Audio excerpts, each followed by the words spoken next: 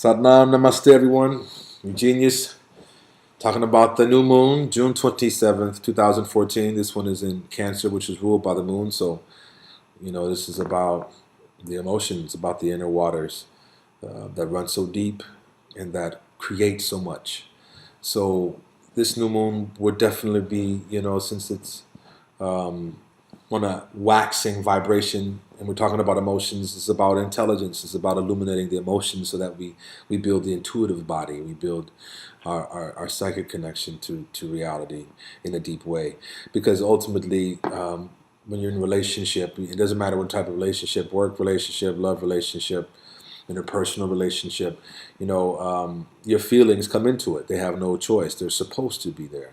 So how do you control your feelings? How do you not get too emotional? How do you stay emotionally detached enough? There's always that back and forth we have with ourselves and other people when it comes to relationships, love relationships. So, if we can wax in our emotions, if we could expand our feeling, if we could change how we feel about feelings and about what they mean as more of a precursor to what's unseen, to what you can't see coming yet. Ultimately, it's like a vibration. It's like an animal instinct. I guess I have to say that it's an instinctive body. It's an intuitive body, and so it's supposed to be very sensitive, and it's supposed to give you strong feedback. And usually, I'm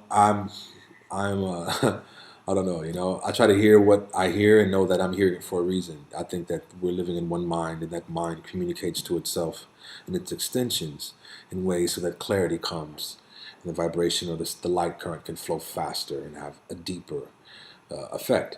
So when we get to the point where we're in emotional waxing and waning too often, like it happens, but when it starts to get in the way of things, then we have to understand that our emotional intelligence just may need a little shining. Emotional intelligence, feeling correctly. How do you feel correct? Just thinking correctly, just feeling correctly. How do you feel correctly about a situation if someone says something that disturbs you, someone that you love or you say you trust? They say something disturbing to you.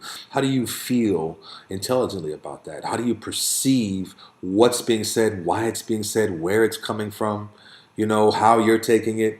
Right? If you don't perceive all these things, if there's just an impulsive reaction emotionally, and emotions, that seems to be how they are, but that's not how it has to be. If we can control how we view our perspective, but in the emotional sense, there's logical and then there's emotional. So these waters are so powerful because they give us, I say, again, precursors to what's coming before our eyes can pick up the light.